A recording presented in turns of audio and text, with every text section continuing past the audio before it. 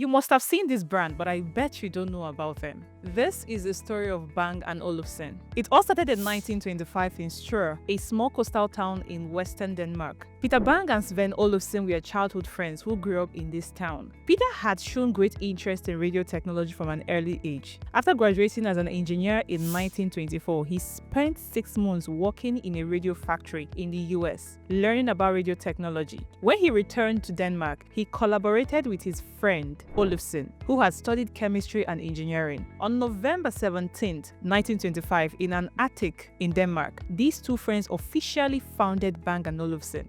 Bang focused on the technology while Olufsen was dealing with business. Their first major product was the B&O Eliminator, a device that allowed radios to run on main electricity instead of batteries. At that time, radio required expensive batteries that needed frequent replacement. The Eliminator solved this problem and became commercially successful. In 1929, Bang & Olufsen launched their first complete radio receiver. Then during World War II, from 1940 to 1945, Denmark was occupied by the Nazi Germany. Bang & Olufsen's management refused to cooperate with the Germans. As punishment for their refusal, pro-Nazi saboteurs burned down the company's factory at Ginseng towards the end of the war. Despite this major setback, Bang & Olufsen rebuilt the factory. After the war ended, the company resumed normal production. In the post-war decades, Bang & Olufsen established a reputation for combining audio technology with distinctive industrial design. The company worked with professional designers to create products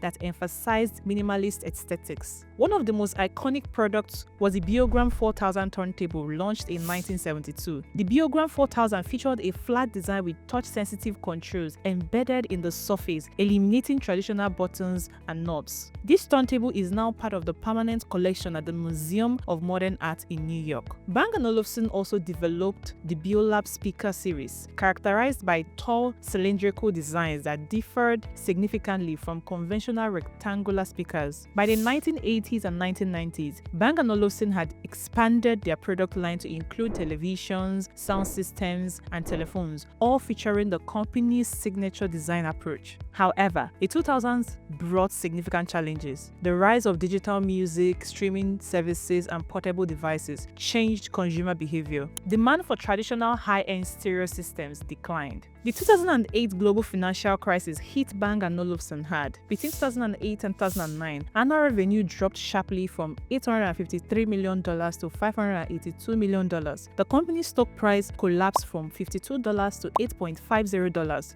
On October 21, 2008, Bang & Olufsen announced a restructuring plan that included 300 layoffs in Denmark. The company abandoned development of new mobile phones, MP3 players, and standalone systems like the DVD2 and HDR2. Instead, they refocused on their traditional strengths: high-quality audio and video products, and sound systems for the automotive industry. The strategy worked. Bang & Olufsen returned to profitability in 2010. But the financial pressure continued. In January 2015, after issuing a profit warning at the end of 2014, Bang & Olufsen revealed that the firm would consider bid approaches from competitors. Then came a series of strategic partnerships and assets sales. In March 2015, HP Inc. announced that Bang & Olufsen would become the company's new premium audio partner for its computers and other devices, replacing Beats after Apple's acquisition of that brand. In May 2015, Harman International completed its acquisition of Bang & Olufsen's car audio business. In March 2017, Tiffany, an audio ODM based in Hong Kong with manufacturing operations in Dongqing,